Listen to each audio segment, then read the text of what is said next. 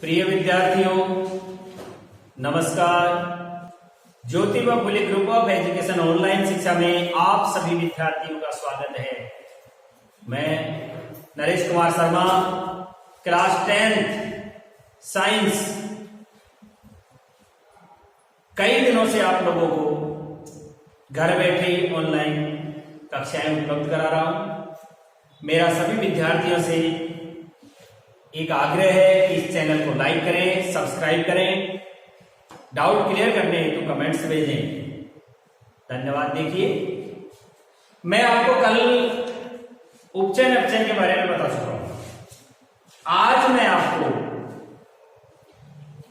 पाठ का जो अंतिम पॉइंट था, विकृत गंधिता और संचारण के बारे में बताऊं। देखिए, विकृत गंधिता और संचारण क्या है। सबसे पहली बात हम संचारण की परिभाषा दें।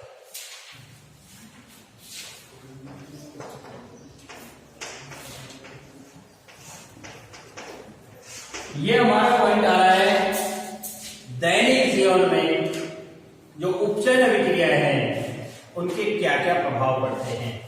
आप चाहो तो प्रकरण डाल सकते हैं यहां। प्रकरण दैनिक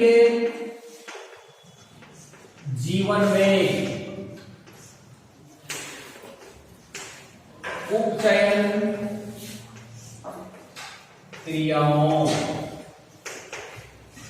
का प्रभाव, इस पॉइंट को पढ़ रहे हैं कि दैनिक जीवन में उपचयन क्रियाओं का क्या प्रभाव होता है।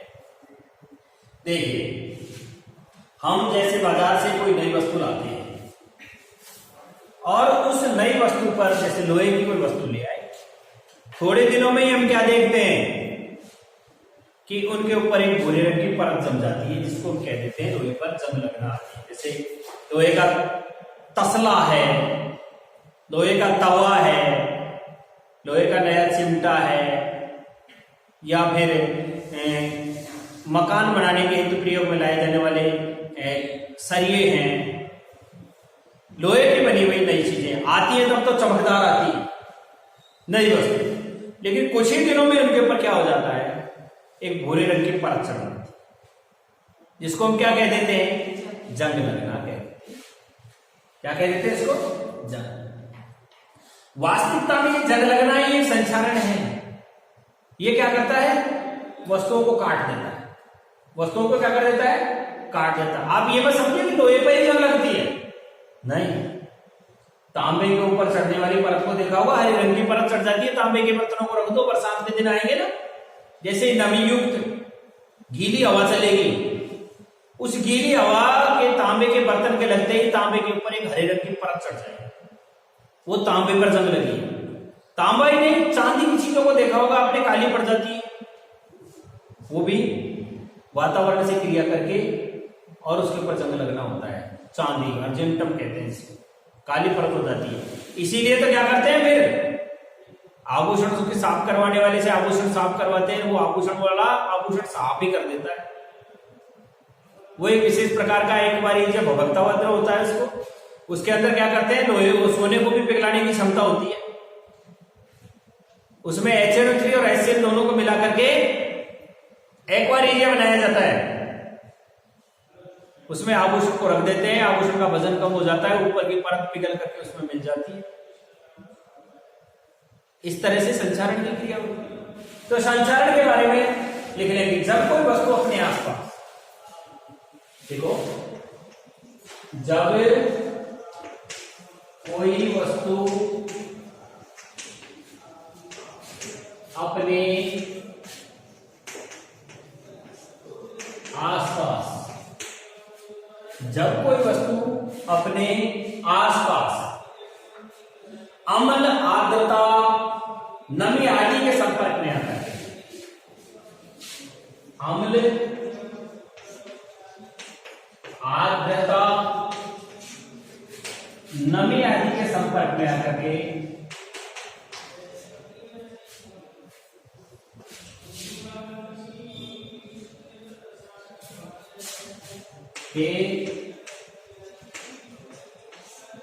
संपर्क संपर्क में आकर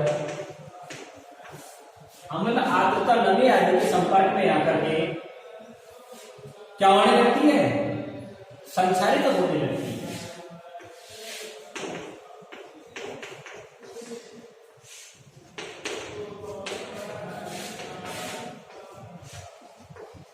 जैसे लोहे की बनी नई वस्तु, लोहे की बनी नई वस्तु जैसे तवा, तसला, चिमटा आदि कुछ भी रख लो,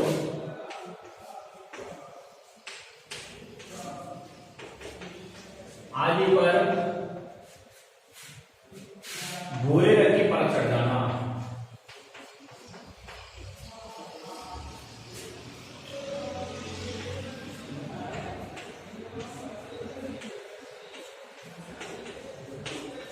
जिसे क्या कहते हैं, जंग लगना कहते हैं। वास्तव में ये संचारण क्रिया है।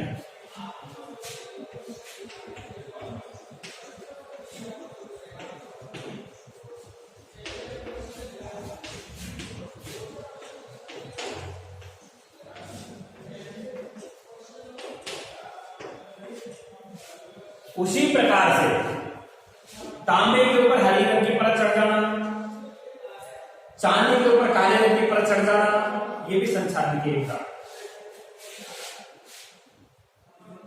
उसी प्रकार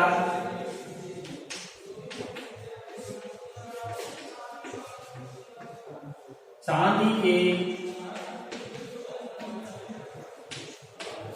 आभूषणों पर काली परत का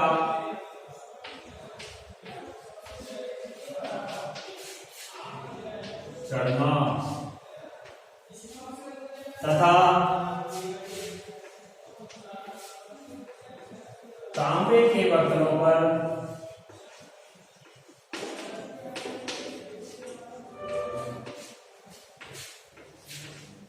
हरे रंग की परत जम जाना भी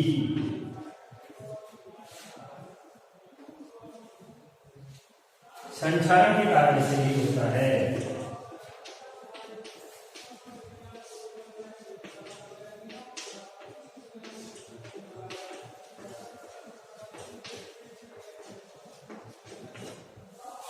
लिखे इसे, इसके परिणाम स्वरूप क्या होता है जानते? इसके परिणाम स्वरूप जिस पदार्थ के लिए जम रहा है ना संचारण के लिए, वो कमजोर हो रहा है। लोहे के बड़े बड़े पुलों में लगे हुए गर्डर लगे रहते हैं ना, बड़े बड़े गर्डर लगे रहते हैं, वो इसी संचारण क्रिया से धीरे धीरे धीरे धीरे कमजोर होकर टूट जाते हैं। जैसे कार है, कारों के जो ढांचे हैं, लोहे की कई बड़ी कोई रेलिंग है, लोहे के पाइप हैं, जहाज हैं, ये इस तरह की चीजें हैं ना, इसी संचारण क्रिया के द्वारा क्या हो जाती है, नष्ट हो जाती है। तो इससे बहुत ज्यादा नुकसान है। इसके यदि प्रभाव को लिखना चाहो आप तो अब लिख सकते हैं। हमारे घरों में भी हम देखते होंगे लोहे की बनी वस्तुओं को थोड़े दिन पड़ी रह जाती है ना, तो उनके ऊपर जंग लग जाती है और जंग लग करके उसको क्या कर देती है, वो खत्म कर देती है। तो इसलिए आप ध्यान रखेंगे संचारण का प्रभाव। मैं इसे मिटाना चाहूंगा, आप इसे स्क्रीनशॉट ले लें या लिख लें।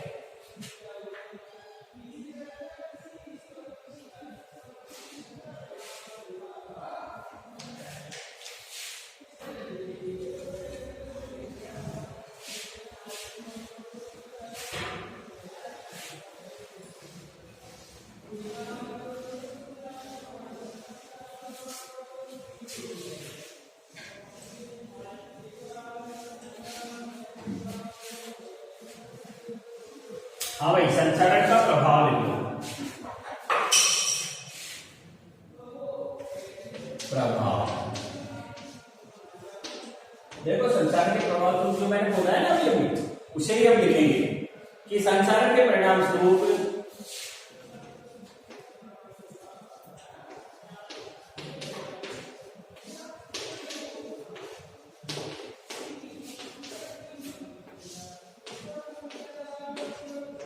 संचारण के परिणाम स्वरूप क्या होता है जानते हो? जैसे कारों के ढांचे होते हैं, ढांचे का मतलब जानते हो क्या? जैसे ट्रक होता है, ट्रक का नीचे का जो बॉडी होता है उसको ढांचा बोलते हैं। क्या बोलते हैं उसको? ढांचा, जिसके ऊपर पूरी की पूरी ट्रक को बना करके खड़ी की जाती है। कार होता है, कारों का भी ढांचा जिसको फ्रेम बोल देते हैं। क्या बोल देते हैं? फ्रेम। उस फ्रेम में क्या है, नीचे से पानी भी लगता रहता है चलने वाले वाहनों पर, मिट्टी भी लगती रहती है, गीली वायु लगती रहती है। धीरे धीरे धीरे वो ढांचा फ्रेम कमजोर हो जाता है और टूट जाते हैं। इसमें लगने वाले एंगल तक टूट जाते हैं।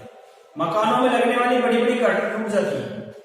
यहां तक कि बड़ी बड़ी जो लोहे की पुलियां बनाई जाती है, उनके गार्डर होते हैं, वो गार्डर इसी जंग के कारण से टूट जाते हैं। लिख देंगे कि कारों के ढांचे लोहे के बने पुल,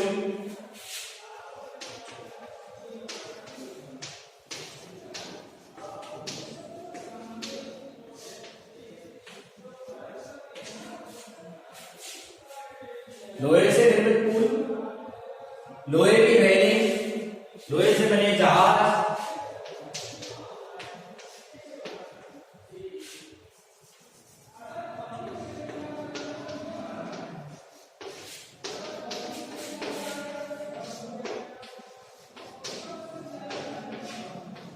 इसीलिए तो जहाज आदि इस्पात से बनाए जाने लगे।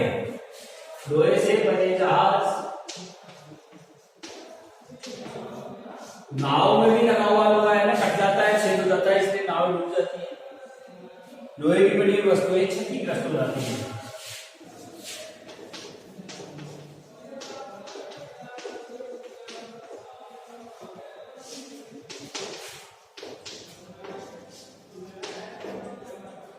क्षतिग्रस्त हो जाते हैं, तो इसके क्षतिग्रस्त होने से काफी नुकसान हो जाता है। मैं आपको जंग लगने की समीकरण, जैसे जंग का जो सूत्र होता है ना, वो होता है 2F(2O3) × 3H। ये जंग का सूत्र है।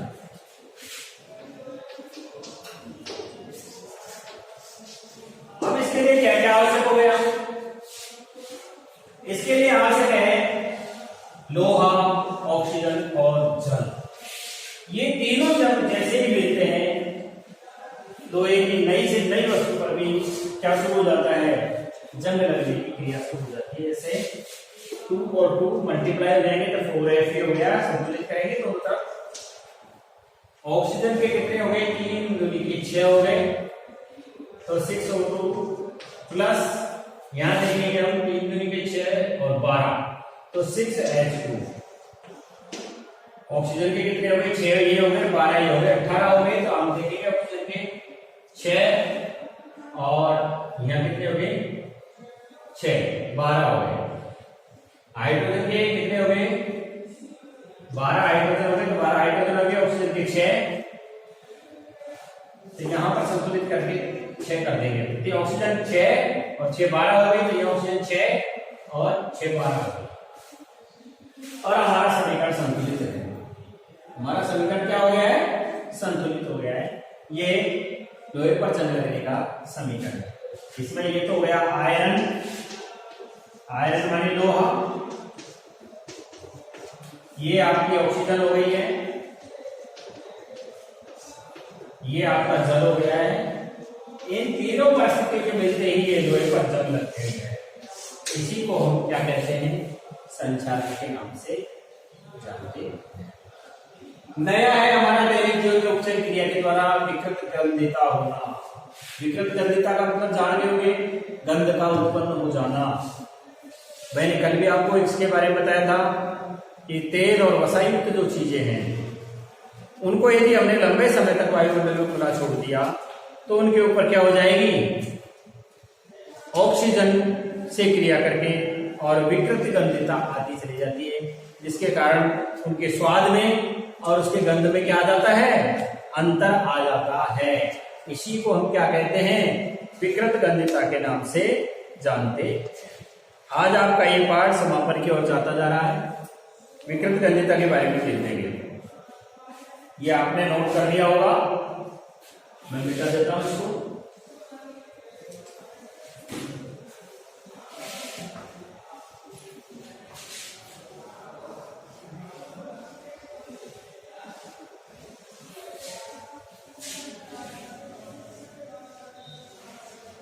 उपचयन क्रिया, विकृत गंधता।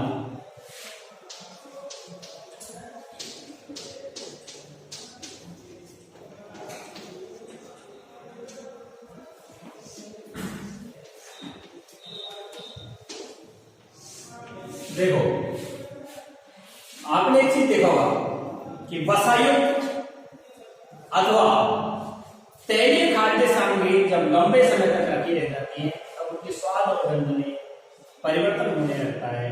इसी को विकृत गंधता कहते हैं। तो लिख देंगे कि वसायुक्त अथवा तैलीय, वसायुक्त अथवा तैलीय खाद्य सामग्री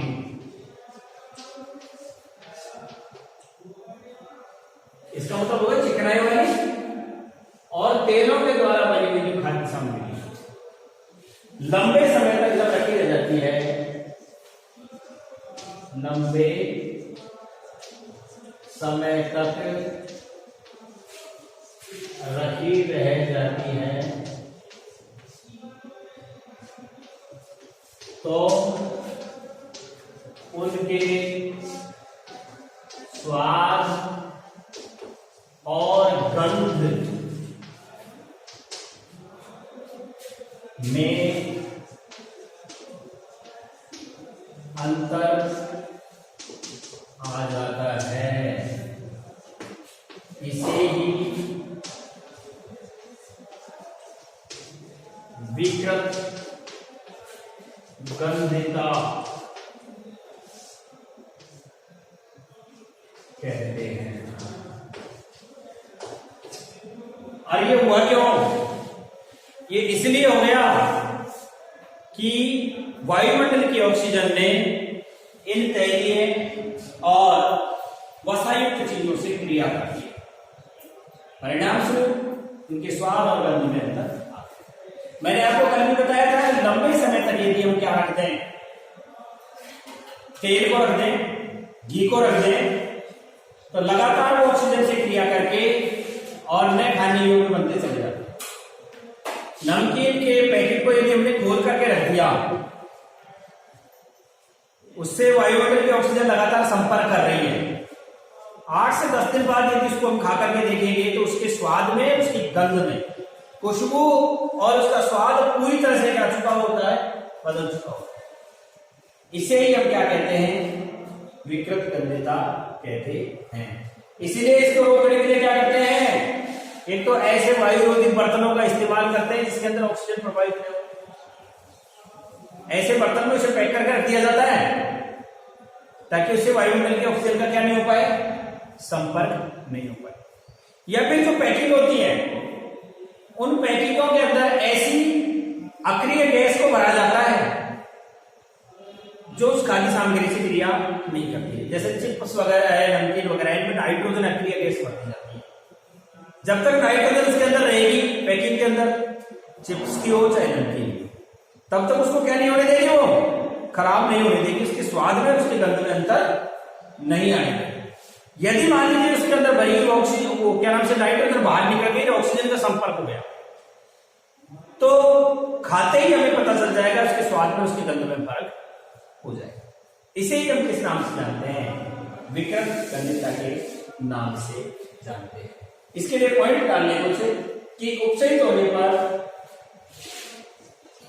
उपचयित है। अब उपचयित का मतलब जान गए होंगे आप, उपचयित होने पर यानी O2 से संपर्क है। उपचयित होने पर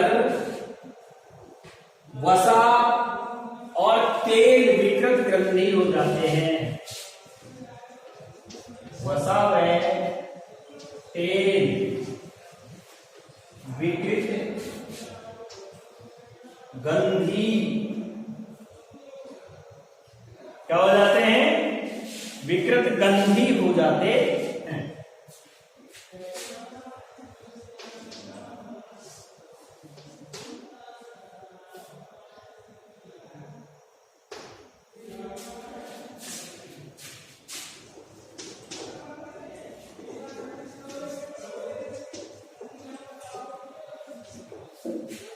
कैसे हो जाते हैं?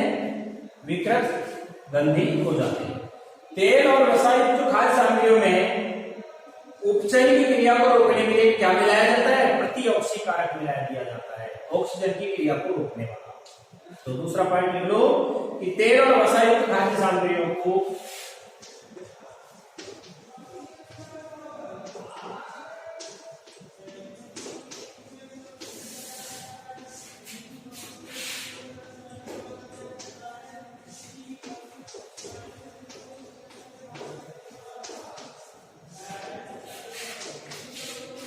विकृत गंधी होने से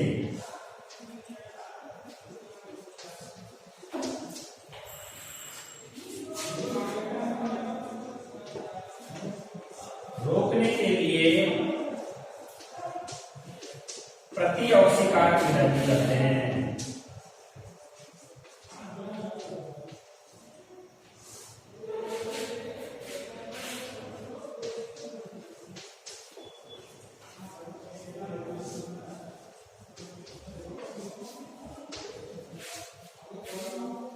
प्रतिऑक्सीकारक मिला दिया या फिर वायुरोधी बर्तनों में रखा जाता है। वायुरोधी बर्तनों में रखकर भी वसा और तैलीय खाद्य सामग्री को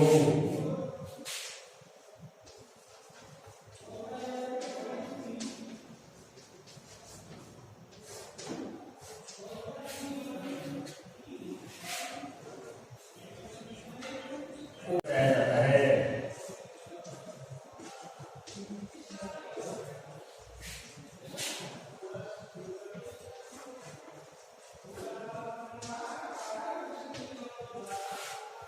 उपचयन क्रिया से क्या कर सकते हैं? हम बचा सकते हैं। जैसे चिप्स आदि की पैकिंगों में ऑक्सीजन को हटा करके नाइट्रोजन जैसी अन्य गैस बनाई जाती है। चिप्स आदि की पैकिंगों में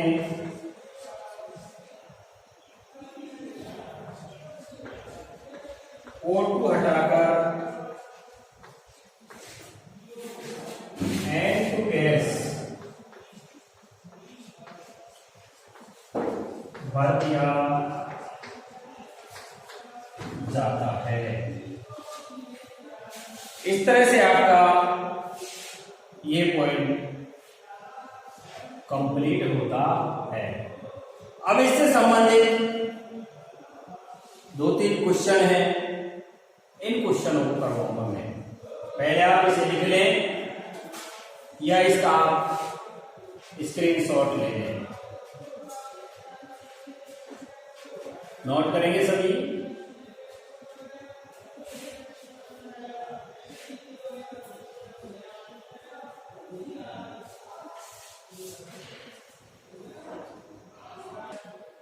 ये आपने लिख लिया होगा, नहीं लिखा है तो स्क्रीनशॉट ले लें। अब मैं आपको इससे संबंधित जो प्रश्न दिए हुए हैं उन्हें मैं पूरे करवा देता हूं। देखिए, पहला क्वेश्चन इसमें दिया हुआ है, इसको मिटाता हूं मैं।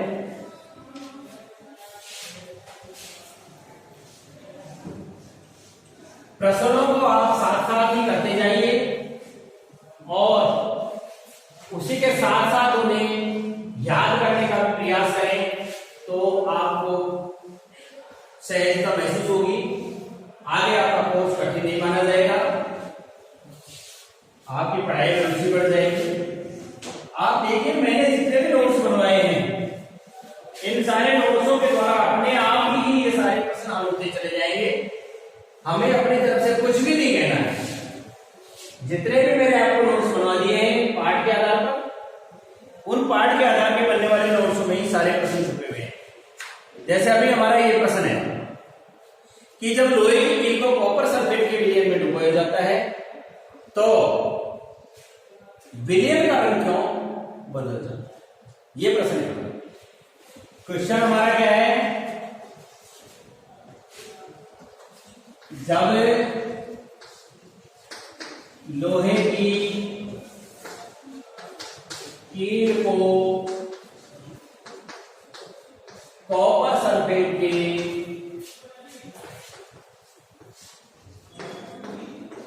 विलयन में डुबोया जाता है तो विलयन का रंग क्यों बदल जाता है?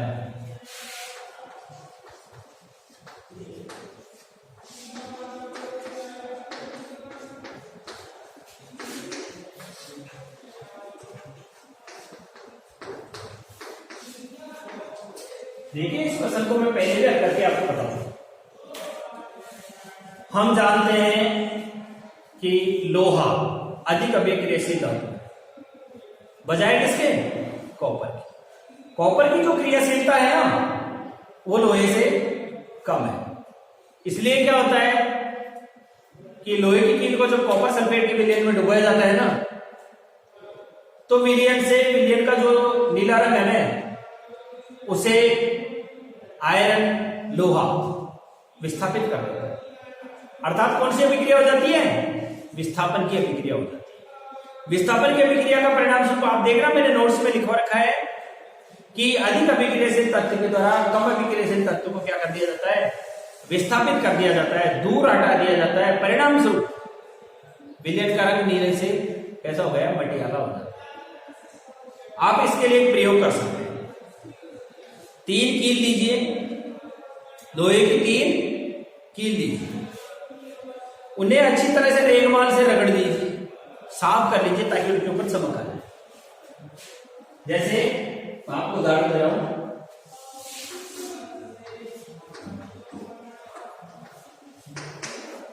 लोहे की 3 कील लेकर उन्हें रेगमाल से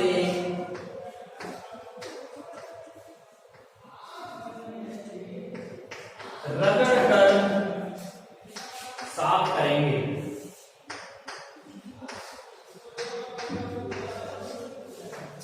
लोहे की 3 किलो को रेगमाल से रगड़ करके साफ कर लिया। अब हम क्या कर रहे हैं? अब हम 3 परखंडियां लेते हैं, चलो 2 परखंडियां लेते हैं। 2 परखंडियां लेकर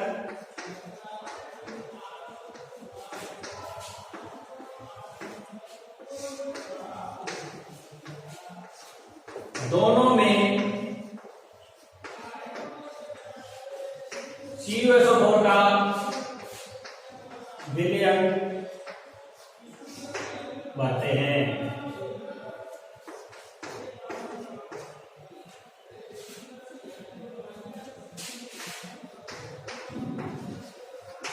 दोनों परखंडियों में क्या कर दिया हमने? विलयन बन दिया। अब हम क्या कर रहे हैं?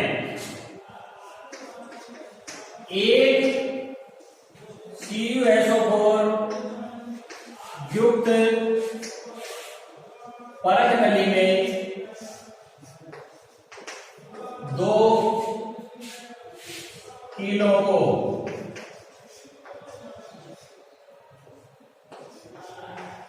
धागे की सहायता से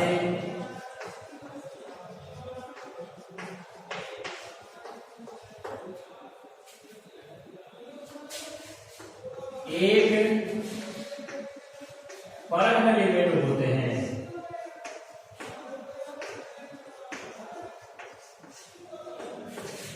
डुबो दिया। एक परत नली को हमने रंग की जांच करने के लिए रख लिया। जैसे मैं बना के बताता हूं, ये तो हो गई जैसे लोहे की 3 कील।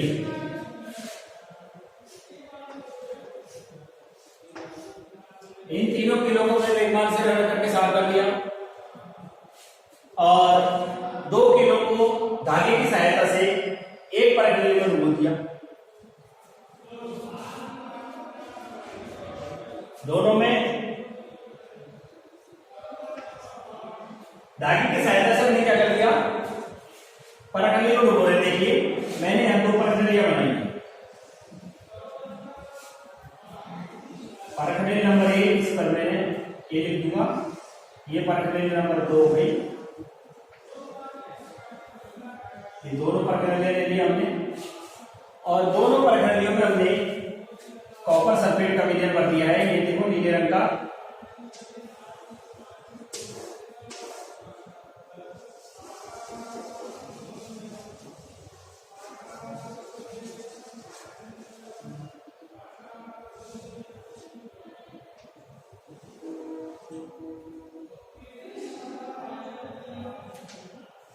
ये दोनों परत नलियां हैं। इन दोनों परत नलियों में हमने कॉपर सल्फेट का विलयन भर दिया है। एक परत नली को प्रयोग के लिए काम में लेंगे, एक परत नली को विलयन की रंग की जांच करने के लिए लेंगे। ऊपर जो 3 कील हैं, उन 3 कीलों में से भी क्या करेंगे, एक कील को तो परत नली के कील से जांच करने के लिए रखेंगे और 2 परत नलियों के रंग को बदलते हुए देखेंगे। दोनों में कॉपर सल्फेट का नीला रंग भर दिया। देखो नीले रंग का विलयन यही भर दिया मैंने।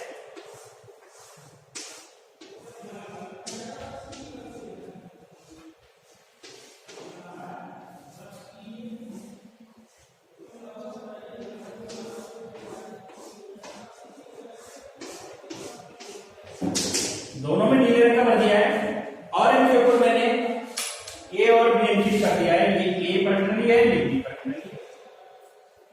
ए परत नली को रख लिया है। इन दोनों में से दोनों कीलों को लेकर के धागे की सहायता से मैंने देखिए ये यहाँ इसमें कॉपर सल्फेट के विलयन में दोनों कीलों को मैंने क्या कर दिया है, डुबो दिया है। धागा बांध करके दोनों कीलों को मैंने डुबो दिया और परीक्षण करने के लिए हमने 1 कील को यहाँ बाहर कर दिया है, दोनों कीलों को इसमें डाल दिया। पर विलयन के रंग का परीक्षण करने के लिए परत नली को सुरक्षित रखिए। अब हम क्या कर रहे हैं कि एक परत नली में दोनों कीलों को डुबो दिया, 2 घंटे तक रहने देते हैं। 2 घंटे पश्चात दोनों कीलों को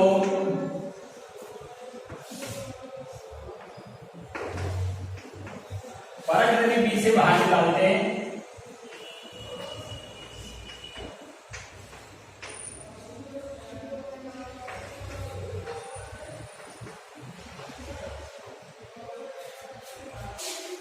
बाहर निकाल लिया। अब जब दोनों को बाहर निकाल रहे हैं तो आप क्या देख रहे हैं, आपको 2 चीजें दिखाई दे रही होंगी। एक तो परत नली बी के रंग में अंतर दिखाई दे रहा होगा और जो डुबो रखी थी उन लोहे की कीलों का रंग में भी आपको अंतर दिखाई दे। क्या देखते होंगे आप, दोनों कीलों का रंग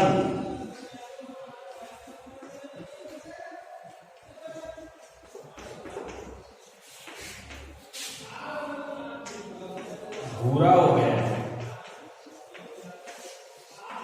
कैसा हो गया बताओ, दोनों कीलों का रंग कैसा हो गया है, भूरा हो गया। और जो हमने कॉपर सल्फेट का विलयन भरा था उसका रंग भी मलिन हो गया है। कीलों का रंग तो भूरा हो गया है तथा CuSO4 का नीला रंग मलिन हो गया है।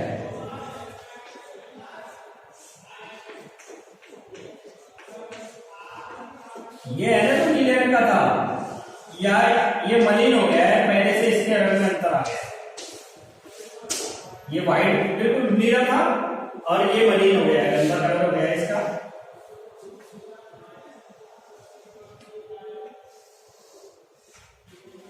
क्योंकि हमने दोनों को रखा कहां था, परखंडी बी में ही तो रखा था, तो इसके पूरे के पूरे इसमें विलेन के रंग में अंतर आ गया। अर्थात परिणाम तो क्या है, अभिक्रिया हुई है, इसलिए सब दोनों में क्या आ गया है, लोहे की चीज का रंग तो भूरा हो गया है और कॉपर सल्फेट का जो नीला रंग था वो कैसा हो गया है, मलिन हो गया।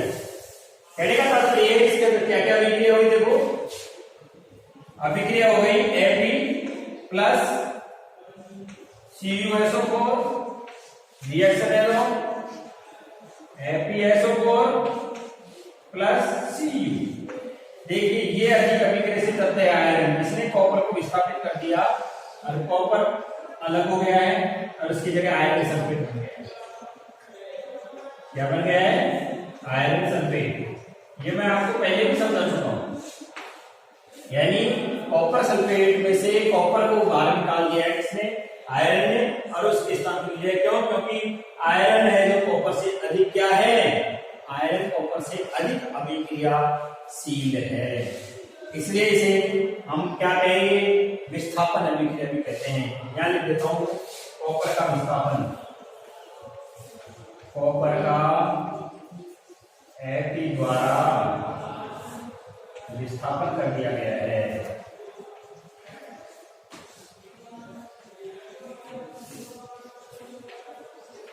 इसीलिए तीनों का रंग तो भूरा हो गया है और विलयन का रंग मलिन हो गया। ये आपका क्वेश्चन हो गया है जो शुरुआत में रखा है पहले।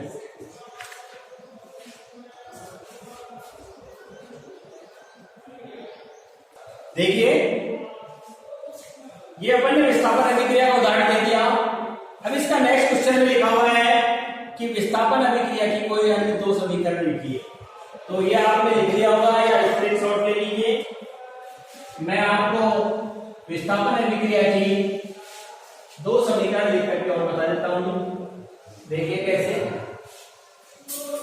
हमें अधिक अभिक्रियाशील तत्व और कम अभिक्रियाशील तत्व के मध्य तुलनात्मक क्रिया करवानी है, क्योंकि अधिक अभिक्रियाशील तत्व के द्वारा ही कम अभिक्रियाशील तत्व को क्या किया जा सकता है, विस्थापित किया जा सकता है। जैसे Zn plus H2SO4 Zn plus H2 जाएगा, जिंक सल्फेट बन जाएगा। उसी तरह से अपन अगर ले लें Pb ले लें, लेड या सीसा जिसको कह रहे हैं, तो शीशे के द्वारा भी क्रिया हो जाती है। Pb प्लस CuCl2 ले लो। जैसे नंबर 1 विस्थापन अभिक्रिया समीकरण में विस्थापन समीकरण Pb प्लस CuCl2 रिएक्शन है, तो आप देख रहे हो Pb अधिक अभिक्रियाशील है इससे, कॉपर से, तो यहां पे बन गया PbCl2 प्लस ये Cu बाहर हो गया है। ये भी विस्थापन अभिक्रिया हो गई है। दूसरा उदाहरण और ले सकते हैं इसी का, क्या आप अगर ले लेंगे इसको Zn को ले लें, ZnCuSO4 क्वेश्चन नंबर 2 है, उसकी दूसरी समीकरण है Zn plus CuSO4 reaction arrow ZnSO4 plus Cu। यहाँ देखेंगे Zn अधिक अभिक्रियाशील है, उसने Cu को क्या कर दिया है, विस्थापित कर दिया है। इस तरह से दोनों अभिक्रियाओं की दोनों समीकरणों के द्वारा ये सिद्ध हो रहा है कि विस्थापन अभिक्रिया वह अभिक्रिया है जिसमें अधिक अभिक्रियाशील तत्व के द्वारा कम अभिक्रियाशील तत्व को विस्थापित कर दिया जाता है। इसे हम क्या कहते हैं, विस्थापन अभिक्रिया कहते हैं। आज के लिए इसे लिख लें, आज के लिए इतना ही पर्याप्त है। कल इसी समय इसी चैनल पर आप सबके लिए उपलब्ध रहूंगा। धन्यवाद।